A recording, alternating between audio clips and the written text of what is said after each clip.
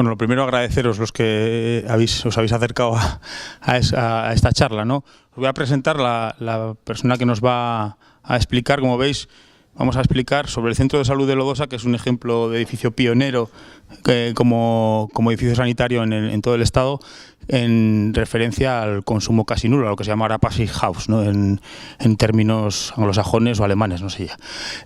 Ella es Sara Velázquez, que es la redactora del proyecto, de este proyecto de Centro de Salud, que trabaja para la empresa que veis ahí, VA Arquitectos, que es de VA Arquitectos, que es de Pamplona, y que bueno, nos va a explicar un poco lo que motiva, ¿no? que este centro de salud sea catalogado de consumo casi nulo, y luego también un poco, si me permitís, en 30 segundos, explicaros que para nosotros, como ayuntamiento y como Lodosa, pues lógicamente también es un reflejo de una apuesta de futuro, ¿no? Estamos en el presente, pero también de futuro, y de una palabra que se utiliza habitualmente en el argot, ¿no? Sobre todo político, que es la sostenibilidad, pero que en realidad se refleja en acciones, en hechos, o en reflejar en la actividad que hacemos esa sostenibilidad. Decimos sostenibilidad porque la sostenibilidad, que además aprovecho para invitaros a la feria que va a haber este fin de semana en colaboración con la Ikastola de Lodosa, la Feria de la Sostenibilidad. La idea de la sostenibilidad es que pues podamos dejar a nuestros hijos, a nuestros nietos, un futuro sin hipotecas, ¿no? Y no hablo de económicas, sino medioambientales. Es básicamente eso. Os voy a dejar con Sara, que estábamos comentando cómo en 2008 se redactó el proyecto original de la construcción del centro de salud, pero cómo ahora pues se le ha metido o se ha integrado en el centro de salud ese concepto de sostenibilidad y de Passive House. Por mi parte, eso, agradecer a Sara la disponibilidad, ¿no?, para estar aquí hoy. Muchas gracias, Pablo, por la invitación.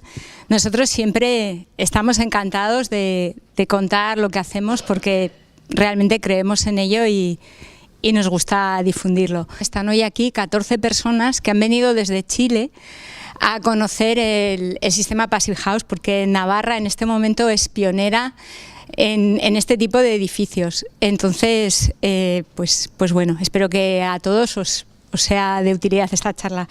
Ante el cambio climático hay muchísimos mensajes pesimistas, y ciertamente es así, nos estamos quedando sin tiempo, pero el mensaje optimista es que todavía no es demasiado tarde. Tenemos 11 años para actuar y que los efectos del cambio climático todavía no sean catastróficos. Entonces, os vamos a contar lo que nosotros podemos aportar desde la arquitectura, y veréis como todos vosotros también en este sentido. Esto es un rayo de esperanza para nosotros, porque llevamos ya muchos años con estos temas de la sostenibilidad, y vemos que el primer paso, el que es ahorrar dinero porque los edificios consuman menos energía, es fácil de dar. O sea, aunque no esté generalizado, y es de lo que venimos a hablar aquí, del ahorro de energía, es fácil de dar. Pero el siguiente paso, que es verdaderamente ser sostenibles en las cosas que nos den trabajo, que nos cuesten, que nos impliquen cambiar nuestra forma de vivir, ese paso es mucho más difícil de dar. Y creemos que todos estos movimientos de la gente joven, como tú que estás hoy aquí, van a ser lo que fuerce a los políticos y lo que nos fuerce a nosotros, en definitiva, a la gente que todos, cada uno de nosotros tenemos capacidad de decisión en nuestras compras, en nuestros consumos, en todo. Va a ser vuestras huelgas y vuestra presencia lo que nos obliguen posiblemente a cambiar. Y bueno, ya empiezo. Nosotros pues somos un estudio que fundó mi padre en 1973, y estamos mi hermano, que está hoy también aquí, mi cuñada, mi padre, y en este momento otras 5 personas más trabajando. De siempre nos había gustado el tema de la sostenibilidad. Somos la generación que se crió con los documentales de Félix Rodríguez de la Fuente, que es para los chilenos, es un conocido naturalista que divulgaba ya en 1970, hablaba de que el aire de las ciudades estaba contaminado, de que estábamos contaminando con los fertilizantes nuestros ríos, nuestros mares. Y fuimos una generación que cada tala de árbol casi ya estábamos pensando encadenarnos a él, ¿no? Todo esto siempre nos había atraído, pero en este mundo también hay mucha trampa, mucho eco mentiroso, por así decirlo, ¿no? Mucha gente que se vende como eco y en realidad estás pagando por nada, ¿no? Entonces, como profesionales de la arquitectura no nos atrevimos a entrar hasta que vimos que esto se podía cuantificar. Hay una frase en euskera que nos gusta mucho que dice "Izena badu bada", que significa que si algo tiene nombre es que existe. Pues para nosotros la sostenibilidad existe desde el momento que se puede cuantificar, desde el momento que podemos medir cuánto ahorra en un edificio y cuánto me cuesta construirlo así para que ahorre, entonces es cuando sí nos atrevemos a entrar. Esto es un poco la evolución de la normativa en España. Ahora cada uno puede pensar más o menos de qué año es su casa. Pues si vuestra casa es anterior a 1979, quiere decir que se construyó con 0 aislamiento, nada de nada. Desde el 79 hasta el año 2006 se construía con un poquitín de aislamiento, unos 4 centímetros, para que nos hagamos a la idea. De 2006 a 2013 se empezó a construir con un poquito más. De media, vamos a decir, para esta zona que serían unos 8 centímetros de aislamiento en las fachadas. Y va a ser a partir de 2019 para los edificios públicos y de 2021 para todos los edificios nuevos, que sea obligatorio construirlos con el aislamiento necesario para que esos edificios sean de consumo casi nulo. Que no quiere decir ponerles al tuntún y a lo loco 40 centímetros de aislamiento, quiere decir calcularlo para poner el aislamiento que se necesite en cada zona.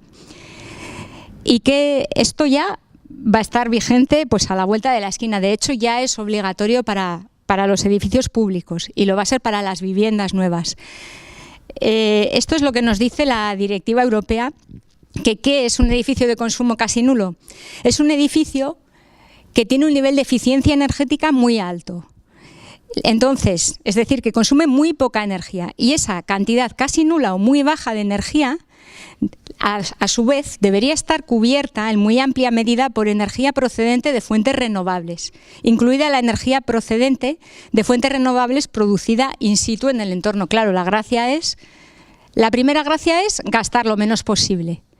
La segunda es, si necesitas más energía, prodúcela a partir de fuentes renovables. Y la tercera es, además, prodúcela cerca, porque la energía, como sabéis, se pierde un montón por el camino en su transporte. Entonces, esto es lo que dice la Directiva Europea y va a ser lo que diga la normativa española dentro de poco. Nosotros lo que hemos hecho es adoptar un sistema que ahora os lo explicaremos, que es el Passive House, que lleva muchos años ya vigente en Alemania. Y a partir de aquí, ¿cuáles van a ser los siguientes retos en la normativa? Pues igual que habéis leído en prensa que por una directiva europea la ministra Rivera iba a prohibir los diésel a partir de 2040, pues en esa misma directiva europea, lo que pasa es que de la edificación no se habla, pero en esa misma norma se habla de que para 2030 tenemos que haber reducido aproximadamente en un 37% nuestros gases de efecto invernadero. Eso quiere decir, según el plan que han trazado, que en España tenemos que rehabilitar cada año 100.000 viviendas, de aquí al 2030. Y el objetivo final es que en 2050 todo el parque edificado esté descarbonizado, todo no, el 90%. Es decir, quiere decir que no consuma ninguna cosa que no sea capaz de devolverle a la Tierra o que la Tierra pueda regenerar por sí misma. Estamos lejísimos, yo veía por aquí alguna cara de... Estamos lejísimos, o sea, para empezar esto que es un gran paso, por lo menos este gobierno ha sido el que ha derogado el impuesto al sol en estos 9 meses. Y dice que van a rehabilitar 100.000 viviendas. Para que os hagáis una cuenta rápida, las viviendas de uso habitual en España son 17 millones. De ellas, el 90% tienen una calificación energética C o peor, es decir, necesitan rehabilitación energética. Para llegar a 2050 con el 90% descarbonizado, tendríamos que estar cada año descarbonizando, es decir, rehabilitando, quitándoles las calderas de gas, a 500.000. Bueno, es un paso de gigante, pero por aquí van a ir los tiros. ¿En qué medida los seamos capaces de cumplir? Pues lo veremos. El estándar Passive House es un estándar que nace en Alemania, que tenía mucha más necesidad que nosotros de ahorrar energía, porque allí la severidad climática de los inviernos es mucho mayor. Se creó por 2 físicos. En 1991 se construyeron esta primera casa y realmente no hacían nada extraño, simplemente volvieron a acordarse de las leyes de la naturaleza, cosa que nosotros, Yo empecé a trabajar en el año 98 y eran los años de bonanza económica, y ahí no importaba nada si hacías una enorme cristalera al norte, porque luego teníamos gasóleo de sobra para quemar en la calefacción, había dinero de sobra para construir. No había miramientos de ese tipo, ¿no? Pues estos señores, cuando nosotros todavía estábamos construyendo ventanales a norte, ya estaban en este tipo de cosas, ¿no? Diferenciar, el Passive House es un estándar que solo mira por la eficiencia energética, porque gastemos menos calefacción y, por ejemplo, en lodosa, menos refrigeración, que en verano también hace falta, ¿no? No es, a diferencia de otros sellos, un sello de sostenibilidad, es decir, no mira si aparte tus materiales son sostenibles, si los puede regenerar la naturaleza y este tipo de cosas. Estos son otros complementos que es lo ideal, ¿no? Si además de ser un edificio Passive House que te garantiza que consume poquísima energía, si además cumples otros parámetros de manera que sepas que los materiales que has utilizado para tu edificio no han tenido una burrada de emisiones, pues es doble bueno. Pero ese segundo paso estamos en este país todavía un poco lejos de darlo. Los 5 principios Passive House son sencillos. En el fondo lo que busca es convertir nuestra casa en una especie de termo, que le tengamos que aportar muy poquito calor, que ese calor además lo más posible lo ganemos del sol y del calor que generamos las personas, y que luego ese calor no se nos escape. ¿Para eso qué hacemos? Primer punto, a la izquierda, aislamiento térmico. Por ejemplo, el centro de salud lleva de esto que es lana de roca de doble densidad, estos son 5 centímetros, pues en la fachada llevaría 4 de estas. Lleva un espesor que es esto, 20 centímetros de espesor, ¿no? Segundo punto, las ventanas. Son ventanas mejoradas. Son ventanas de triple vidrio. Los que tengáis buenas ventanas en casa las tendréis de doble vidrio. Y fijaros la sección que tiene esta carpintería. Fijaros qué trozo tiene para evitar que que es el punto más débil de la fachada, pues no nos pierda tanto el calor por él. Tercer punto, ventilar con recuperación de calor. Es decir, en vez de abrir la ventana, que ahora por ejemplo está muy rico y no nos importaría nada, pero imaginaros, enero, 0 grados fuera, 20 grados aquí dentro. El recuperador de calor lo que hace es meter el aire frío de la calle y pasarlo por una serie de conductos en los que el aire que sacamos sucio de la habitación le cede su calor, pero no se mezclan los aires. Eso es lo más importante, que si no sería una marranada.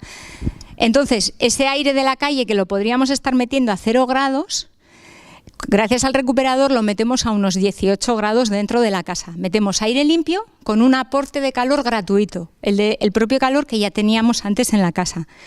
Cuarto punto para esto, que la casa sea muy hermética, que no esté llena de rendijas. Por ejemplo, ahora si fuese este día de enero, por esta cinta de la persiana, si yo pusiera aquí la mano, me estaría notando una corrientilla de aire. Y como esta, otra corrientilla notaría por aquí, por las juntas de las ventanas, por las bisagras, por cantidad de sitios, ¿no? Por la caja esa de los enchufes.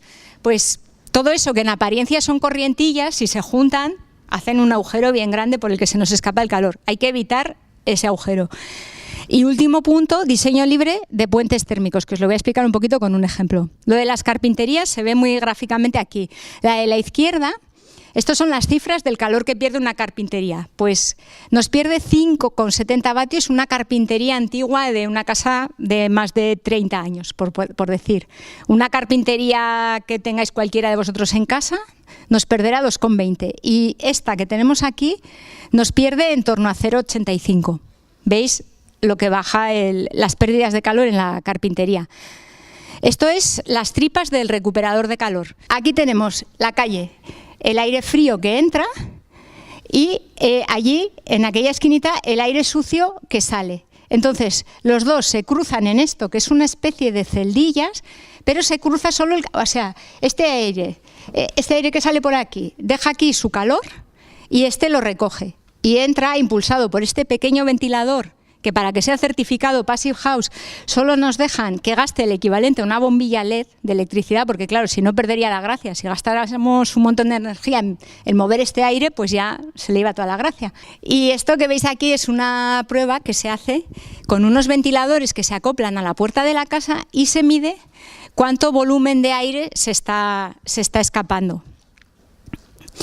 Y esto es un ejemplo gráfico de lo que son los puentes térmicos. Lo que esto quiere decir es que hay que envolver todo el edificio, abrigarlo bien, todos los puntos.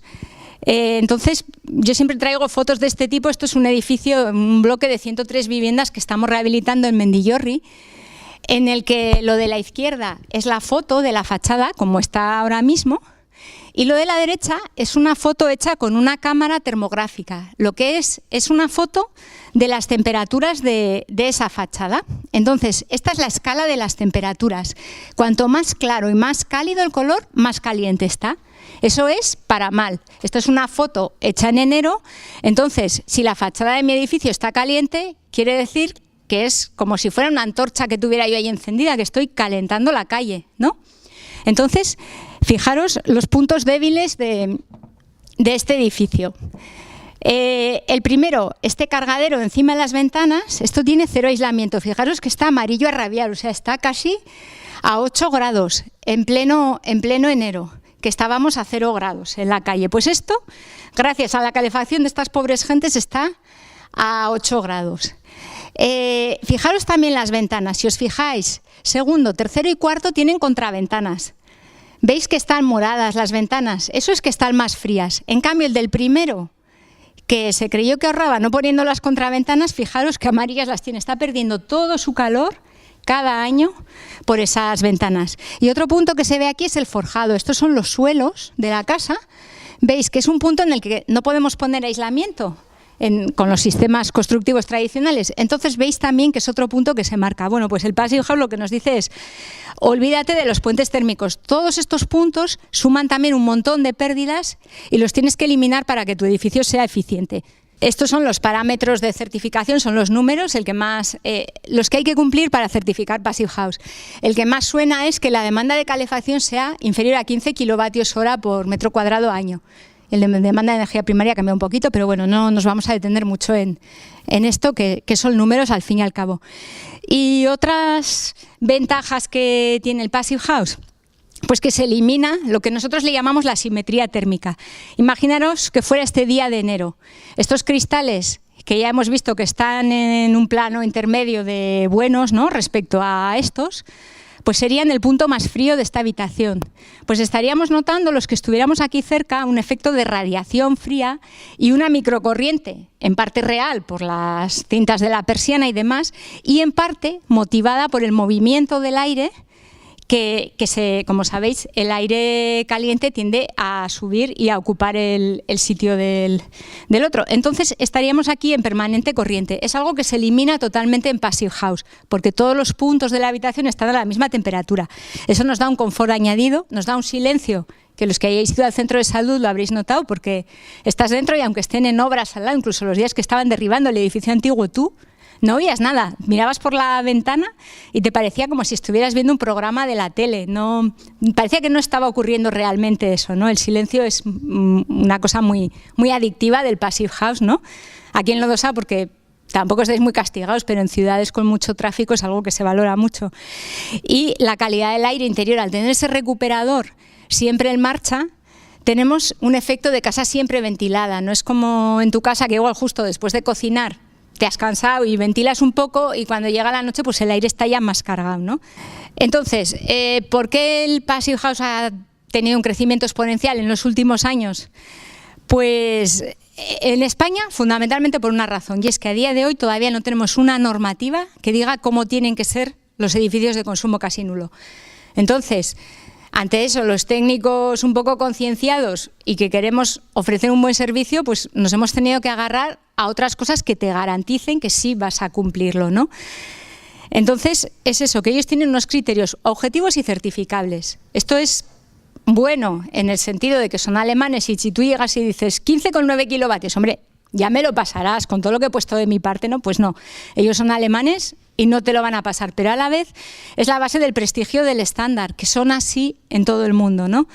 También que tienen más de 2.000 edificios monitorizados por todo el mundo durante ya varios años. Entonces han podido constatar que no es un ejercicio teórico, sino que en estos 29 años de andadura, pues que se cumplen los consumos que en los cálculos se prometen, que es el estándar más exigente del mercado, como os decía, que se adapta a cada clima. En cada cálculo tú le metes el clima de tu zona, que eso es una gran ventaja, bueno, y es fundamental, porque el clima es al final lo que te determina el tipo de edificio, que es una certificación independiente. Nos gustaría que además de ser independiente, fuera estatal, fuera pública. No lo es, pero por lo menos la tenemos. Y lo que nos da son edificios resilientes y nada complicados, duraderos, que creemos que, por ejemplo, para viviendas o para un centro de salud es lo ideal, que no te estés luego volviendo loco. Por ejemplo, hay gente que aboga por edificios de consumo casi nulo, como si aquí no hubiera pasado nada. Es decir, dicen, sí, yo voy a cumplir esa definición que os he leído de la directiva europea. Mi edificio, mira, mi factura final de energía va a ser 0, pero lo voy a construir como siempre, solo que lo voy a llenar de turbinas, de aerogeneradores que me van a estar produciendo esa electricidad. Pues hombre, entendemos que no era el espíritu de la legislación y que al final cargar a los usuarios de ese edificio con un cacharro dando vueltas en tu cubierta, que lo tienes que mantener, que lo tienes que cuidar, pues si puedes no gastar, como solemos decir, la energía más barata es la que no se consume, ¿no? Sí que es cierto, como decía Pablo, es que el centro de salud va a ser pionero en España, va a ser el primer centro de consumo casi nulo según el estándar Passive House. Este fue el primer edificio residencial Passive House en colectivo que se certificó en España. Hasta entonces solo se habían hecho viviendas individuales. Este lo terminamos en agosto del 17 en Pamplona. Seguramente lo habréis visto en los medios, pues porque ha recibido muchos premios y ha salido en distintos artículos en la prensa nacional. Y ha sido el que ha animado en parte a Gobierno de Navarra a ver que esto funcionaba y a que ahora mismo todo el parque de vivienda pública que está haciendo una Subinsa sean todas certificadas por este estándar, ¿no? Otro segundo ejemplo son las torres de Bolueta, que quizá hayáis oído hablar de ellas. Son 2 torres, una de baja más 27 y otra de baja más 20, que en este momento es el edificio Passive House más alto del mundo, que también ha salido en muchos medios, ha tenido mucha repercusión, pero que de él realmente lo que va a quedar cuando se apague todo este tema de las noticias y así, es que cada año, durante toda la vida útil del edificio, las emisiones que ahorre respecto a un edificio que iba a ser ya en origen calificación energética A, o sea, el salto de calificación energética a edificio de consumo casi nulo, equivale a lo que sería tener 3 estadios de fútbol llenos de árboles. Equivale a las emisiones que absorberían esos árboles. O, por hacer otro símil, equivaldría a dejar en el garaje, durante cada año de funcionamiento de este edificio, dejar en el garaje a 257 coches que hicieran 15.000 kilómetros al año. Entonces, eso es realmente lo que perdura y como van a ser a partir de ahora todos los edificios, cada uno con la manera que busque de hacerlo. Y bueno, edificios Passive House en general, pues ahora mismo en Pamplona y en País Vasco estamos haciendo pues muchos. Y otro último punto, antes de entrar con el centro de salud, que nos parece importantísimo, que es la otra pata de lo que os decía, ¿no? Vamos a llegar a 2021 con la ley de los edificios de consumo casi nulo. A partir de aquí vamos a tener que meterle el diente a la rehabilitación.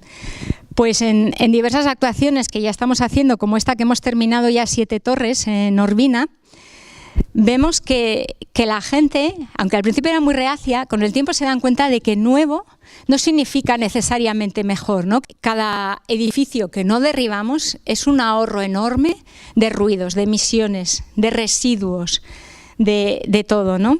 Que sepáis, punto 1, que rehabilitar ahora mismo estamos en un momento interesantísimo porque la gente todavía no ha interiorizado que esto se va a hacer obligatorio dentro de unos años. Todavía digamos que estamos en la época de las bonificaciones para que la gente entienda las ventajas de la rehabilitación. Pues sigo a explicaros lo que ha sido el proceso de construcción del centro de salud de Lodosa. Ya sabéis dónde está, esto es cuando estaba el edificio antiguo y esto es la foto final del edificio, una foto vista desde arriba. Lo que queríamos era que, a pesar de que había que construir el edificio por fases, pues este edificio, que va a estar en pie un mínimo de 75 años, que no se resintiera por ello, ¿no? Que el resultado final fuera bueno.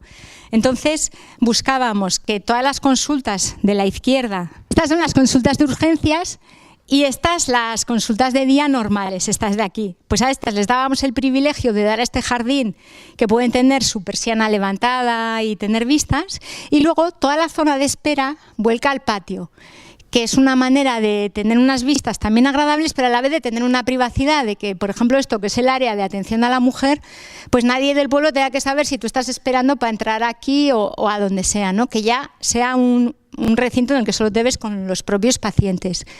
Entonces la distribución es el área de admisión, fotocopias, archivo, por aquí se sube a la planta primera y aquí aparca la ambulancia nada más que para dejar a los pacientes. Esta es la entrada principal, aquí consultas de urgencias, espera de urgencias, baños, consultas de día.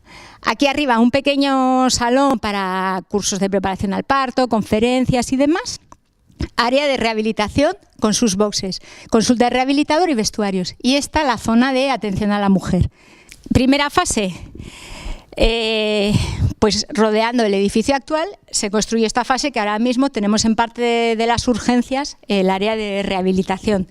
Como veis, distinguimos lo que es uso 24 horas de lo que es uso de 8 a 3. Esto para nosotros es muy importante para ahorrar energía, separar los usos según las necesidades que tengan, porque así no vamos a estar renovando el aire de esta zona de la derecha una vez que se pase el horario de uso, o lo vamos a renovar el mínimo para que si queda una humedad pues no se deposite en las paredes ni en ningún punto, pero nada más.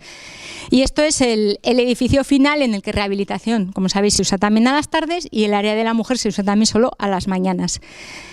Y en planta primera, que tenemos un archivo grande, los despachos de dirección, 2 dormitorios, porque todas las noches duermen en el centro de salud un médico y un enfermero o enfermera, la biblioteca y la sala de estar. Y lo que hicimos fue, como ha dicho antes Pablo, este edificio se hizo el proyecto en 2008, ¿no?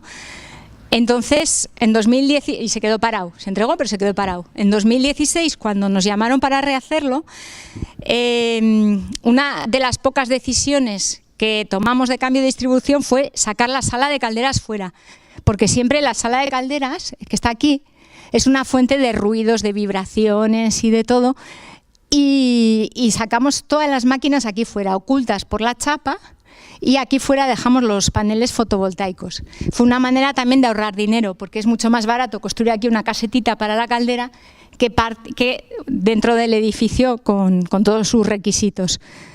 Tuvimos que ir buscando decisiones para abaratar el coste de construcción y sacar así para hacerlo de consumo casi nulo. Otra decisión importante fue la del control solar. Los que habéis estado en el centro habéis visto que tiene varios sistemas de control solar. Tienen las consultas Asur un alero que es como una visera de una gorra, que es aquello que sobresale allí, que nos protege de manera más permanente, y luego tienen unas persianas de sube y baja, de estores de lamas, y todo lo que es el patio, que ya está más protegido del viento, tiene unos estores de tela. En todos los casos hemos intentado que se mantuviera un poco la visión del entorno.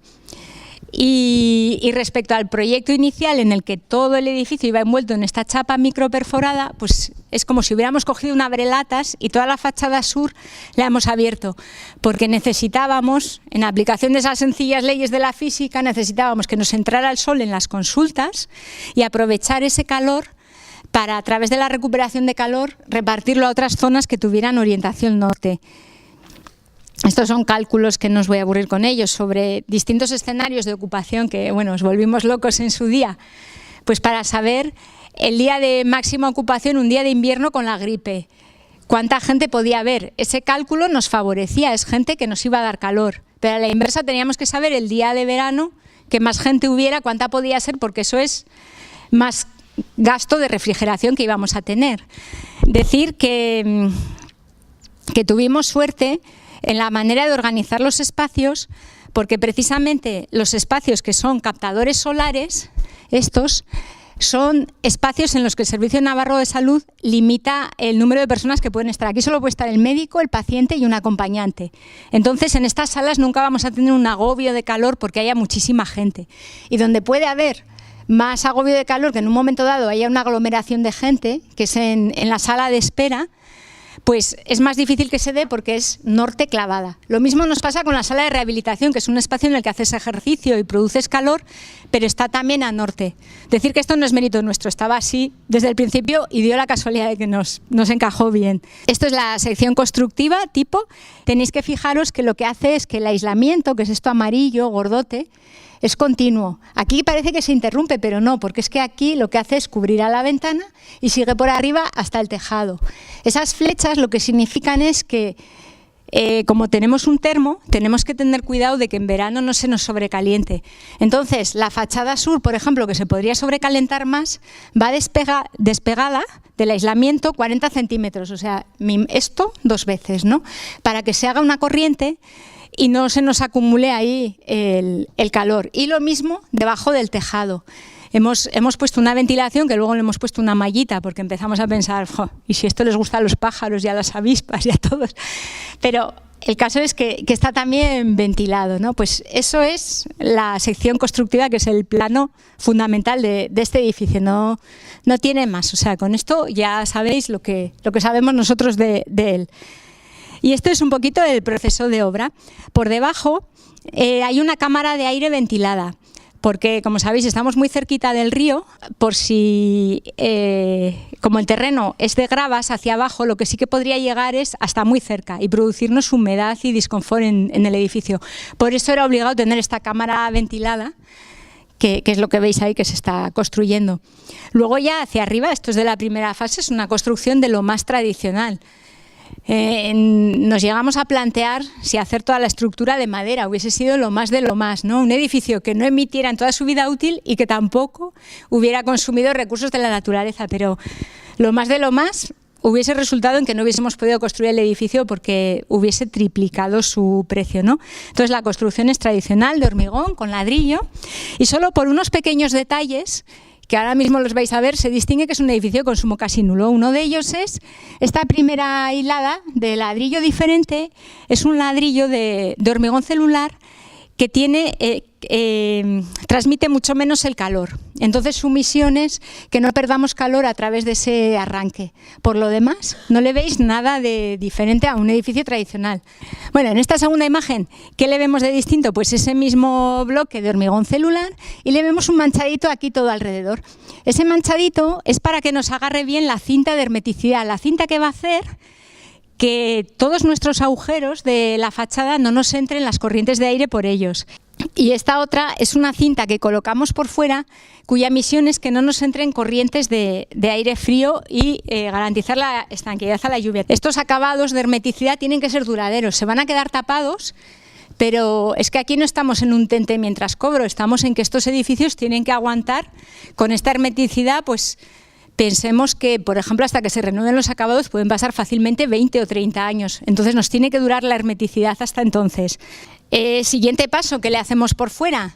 Pues le hemos puesto las fijaciones para la fachada que llevan detrás un neopreno. Claro, esto sería puente térmico. Ahora mismo que vosotros ya sabéis de puentes térmicos todo, pues diríais, oye, pero es que el metal es muy frío, no es como la madera. El metal transmite muchísimo el calor, ¿no? Entonces van con una banda de neopreno, que aquí ya no la vemos, pero hay una banda de neopreno de separación con el pilar al que se une. Y luego, estos pilares por dentro, siempre se fija a los pilares, a los elementos de la estructura de hormigón. Por dentro se revisten con pladur y con aislamiento de ese, para evitar el punto frío que supondrían los anclajes de la fachada. Estos tubos que veis aquí no tienen nada que ver con el Passive House, son la ventilación del forjado sanitario. Y ahora, encima de esto, le ponemos la lana de roca. Estas son unas láminas más gordas, cada una de ellas son de 10 centímetros, y es lo que nos da el aislamiento. Aquí veis una imagen antes de poner el aislamiento en la que, bueno, son pocas cosas las que hay que tener en cuenta, pero no te puedes saltar ninguna. Entonces, por ejemplo, esto, que son las fijaciones para esa fachada que si habéis pasado por allí, veis que es una fachada negrita de alucobón, que es la que os he dicho que luego se queda ventilada, ¿no? Ahora el aislamiento le llega por la mitad y el resto se ventila. Pues fijaros, una de esas piezas que está aquí, Esto verde que veis es plástico. Es tan sencillo como que estas piezas se fabricaban antes enteramente metálicas, entonces era otro punto frío que tenías ahí atravesando tu aislamiento, pues ahora tienes una lámina de plástico que te rompe ese puente térmico, evita que la parte fría que está contra el aire te enfríe tu edificio, tu línea caliente. Y por último terminamos con una lámina que nos protege la lana de roca, que aunque según el fabricante está lista para la intemperie y todo, pero nos da más garantía y va totalmente encintada en todos los encuentros. Entonces también nos hace que en días de mucho viento y mucho frío no puede haber infiltraciones a través de las rendijas de la lana de roca. Es como una garantía adicional. Y ya encima de esto se monta la fachada definitiva, que es la de la chapa microperforada plegada. Estos son detalles de las ventanas con su encintado. En este caso, además de poner el encintado, que se puso en 2 veces, porque es una parte muy importante del edificio, la hermeticidad, ¿no? Entonces, tampoco uno puede esperarse al último día, cuando tiene todo el edificio pintadito y listo para entregar las llaves, a hacer esa prueba de si el edificio es hermético, porque si te da mal la prueba, pues ya te va a costar un dineral. Primero vas a tener que empezar a romper y ver por dónde se te está fugando el aire, ¿no? Entonces lo que se suele hacer es hacer un test de hermeticidad nada más que terminas tu cascara del edificio. Entonces, para ello colocas las ventanas en una fase muy temprana de la obra. Y para que las ventanas no se estropeen, lo que hicimos en este caso fue colocar un primer encintado con el premarco, que es este trozo de madera que está aquí, y un segundo encintado aquí encima, una vez que se colocó la ventana. Y entre medias colocamos una cinta precomprimida, porque era nuestro primer edificio público, eran unas ventanas enormes y nos daba mucho miedo qué tal nos iba a quedar la hermeticidad. Ahora en la segunda fase ya vimos que quedó súper bien y que no había hecho falta tanta precaución y lo vamos a hacer más sencillo. Pero bueno, cosas de principiante, pues que siempre al principio es mejor pasarse que quedarse corto, ¿no? Esto es cuando se estaba ejecutando la cubierta. Es un aislamiento que según las zonas tiene entre 20 y 30 centímetros y luego van las patas de lo que sostienen la cubierta esa y entre medias es lo que os decía que queda ventilado. Este es el aislamiento del suelo, también otros 20 centímetros y encima de esto hemos echado ya el suelo que pisáis vosotros, que es el de granito. O sea que tú cuando pisas realmente no te das cuenta, pero hacia abajo hay 1,5 metros de trabajo y de capas, pero todo esto ya pues queda oculto. Y esto es un poquito el resumen de las instalaciones, con lo que os comentaba. Que, bueno, el edificio, aunque aquí parece que es una maraña de tubos y parece que es complicadísimo, en realidad no tiene nada. Lo que tiene es 2 pequeñas calderas de gas para calentar en invierno. El corazón del Passive House, que son los recuperadores de calor, que van uno en horario de 7 horas de mañanas, otro en horario de 12 horas y otro en horario 24 horas. Y en el futuro también estas 2 calderitas de gas, que no dejan de ser una combustión de combustibles fósiles, pues ya se ha dejado aquí las tomas para conectarnos a la futura calefacción de biomasa.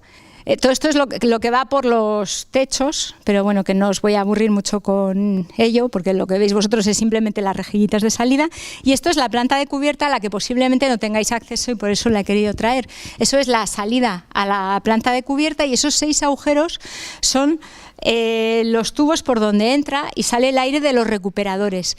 Se han hecho separados para tener suficiente espacio para que el operario pudiera manejarse y hacer la hermeticidad de cada uno de los 6 agujeros.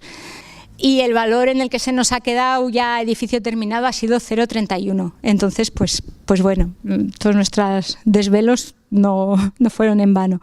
Y estos son los recuperadores. Estos son las mismas máquinas que os he enseñado antes, solo que muchísimo más grandes. Las que os he enseñado antes podían mover 150 metros cúbicos a la hora, podían ser para una casa, y estas pues mueven 2.900, o bueno, una de ellas menos, pero así. Esto es como queda la fachada finalmente antes de conectar los conductos. Esta foto creo que me he confundido, la veo repe. Esto es cuando ya montamos los paneles fotovoltaicos de producción de electricidad gracias al sol. Esto es cuando ya se puso la piel de delante, pues el día que vinieron autoridades de gobierno de Navarra, el alcalde aquí presente a conocer el edificio, pues porque tenéis en Lodosa un edificio pionero. Esto es lo que os decía de las bombas de circulación de cada circuito que están en esa caseta de fuera para que no nos molesten sus ruidos ni sus vibraciones. Y estos son los conductos ya colocados que llevan un buen aislamiento para que, claro, no perdamos ese aire que ya impulsamos casi calentado de gratis hacia dentro del edificio para que no se nos enfríe por el aire exterior. Estos son ejemplos de sellados de otros conductos. Esto es el techo, lo que os decía, que vosotros ya no lo vais a ver, pero bueno, así es como es por dentro el techo de vuestro edificio. Y así es más o menos ya como lo vais a ver. Aquí estaba antes de colocar los paneles de madera. Esto es ya cuando se abrió allá por Navidad, la zona de urgencias. Y esto es pues cuando se hizo el test de blower door. Como curiosidad, a mí siempre me cuesta entender los conceptos abstractos, ¿no? De qué es eso de 0,6 renovaciones horas, tal. Entonces, una vez una persona que hacía test de blower door me explicó lo de la superficie equivalente. Me dijo que siempre que te dan el resultado de un test de blower door, te calculan si juntaras todas las rendijas de tu casa, ¿a qué superficie equivaldrían? Entonces, por ejemplo, en un piso de 90 metros cuadrados que sea passive house, que haya tenido, por ejemplo, un resultado de 0,3 renovaciones hora, pues vendría a ser un cuadradito así de 3 por 3 centímetros de lado, todas las rendijas de toda tu casa. En cambio, si fuese una casa antigua, con carpinterías de madera, mal aislada, con corrientes, pues eso podía llegar a ser, por ejemplo, todo esto. Imaginaros, pues eso, en pleno enero, tener esto siempre abierto, ¿no? Entonces, pues de ahí la importancia de la hermeticidad. Y también, una vez que pasas el mal rato de, bueno, lo hemos aprobado, mucha gente tiende a, pues ya está, ya todo el papel lo hemos aprobado, pero realmente es una herramienta muy chula como aprendizaje para ver los puntos fuertes y débiles de tu edificio. Entonces nosotros siempre que hacemos el test de blower door pedimos que se queden un rato más, y cuando tienes el edificio en ese punto en el que hay esa corriente de aire tan fuerte, es muy fácil ver por dónde se cuela el aire. Para eso usamos estos aparatos. Por ejemplo, el de la derecha es un anemómetro, mide la velocidad del viento, pero lo mide en esa varillita. Entonces lo vas pasando por todas las carpinterías y, por ejemplo, pues nos fijamos algún punto en el que, aunque la carpintería era súper buena, pues se les había olvidado sellar el vidrio. Pues lo detectas a la primera. Y de otra manera, si simplemente nos hubiésemos conformado con el papel de ya cumplimos, pues nunca lo hubiéramos llegado a saber. O, por ejemplo, lo de la izquierda es una máquina que emite humo.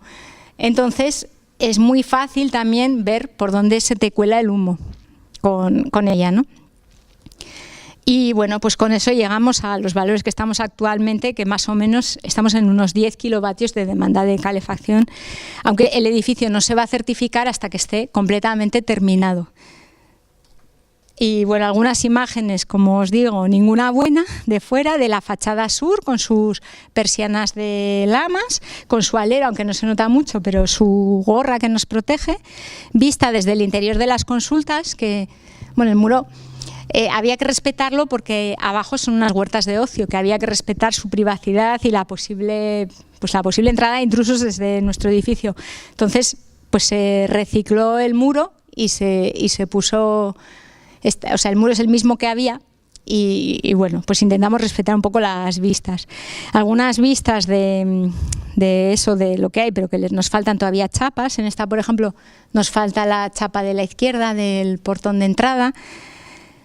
Y bueno, alguna foto del derribo. Esto ya es la segunda fase, que van volando, porque ya lo saben todo, lo tienen todo contratado y aunque realmente el final de obra debería ser para septiembre, creemos que lo van a terminar antes. Bueno, pues esto es como está, todavía está un poquitín más adelantada la segunda fase. Esto es la cubierta ya. Esto es una foto del famoso patio y una vista de la chopera, que es que a mí me encanta la chopera esta que tenéis en Lodosa, ¿no? Entonces, en conclusión, teníamos un edificio que no estaba mal en 2009, que ya era una calificación C, que como hemos hablado, que está todo el parque edificado de todo el país, de la C hasta la G, pues no estaba mal, pero fijaros que teníamos una demanda de calefacción de 118 kilovatios. Ahora nos vamos a quedar en 10 kilovatios. Y el sobrecoste de la adaptación fue de un 12% y de ahí imputable al Passive House un 9%. Y resulta además que del presupuesto que nosotros dimos de proyecto, cuando se licitó la obra en 2017, pues había ya un creciente interés de los contratistas por quedarse este tipo de obras, porque ya se estaba viendo que eran obras que tenían mucha repercusión por ser pioneras, y el que se la quedó con una bajada del 20%, y bueno, más o menos está consiguiendo salvar los trastos. La obra se va a cerrar sin sobrecoste, pero realmente además no ha habido un sobrecoste por la adaptación, porque aunque subió un 12%, hemos bajado un 20% en la adjudicación. Y bueno, pues por hacer el símil de los coches, la reducción en emisiones en este edificio por metro cuadrado es mayor que en las Torres de Bilbao, porque en las Torres de Bilbao partíamos de una calificación A y saltamos a un edificio de consumo casi nulo, y aquí hemos saltado de una calificación C a un consumo casi nulo. Entonces, aunque el número de coches parados luzca menos, porque aquellos son 13.000 metros y estos son 1.300, pues equivaldría a si 30 vecinos de Lodosa dejaran su coche durante todo el año aparcado en el garaje, ¿no? Y eso durante todos los años de toda la vida útil del edificio. Y pongo este tendente a cero porque el día que se conecte la calefacción a la biomasa y se complete la dotación de paneles fotovoltaicos, las emisiones de CO2 del edificio, que ahora mismo están ya muy bajas, pues pasarán a ser de cero. Y bueno, pues como mensaje final nuestro es que cada acción cuenta, que muchas veces solo oímos mensajes negativos de cuántos centímetros sube el mar, de cuánta gente se ha tenido que marchar de no sé qué isla que ya no pueden vivir, de los pobres osos polares, ¿no? Pues frente a eso, que no nos desanimemos y que nos acordemos siempre que cada acción cuenta y que todo lo que cada uno ahorre, nadie lo va a ahorrar por nosotros. Lo que nosotros no hagamos, nadie puede hacer el doble para hacerlo nuestro, ¿no? Sino que lo que cada uno hagamos es lo que cuenta. Cada emisión reducida cuenta. Y como decía Greta, nadie es tan pequeño como para no hacer nada. Y nada más. Muchas gracias. Eskerrik asko.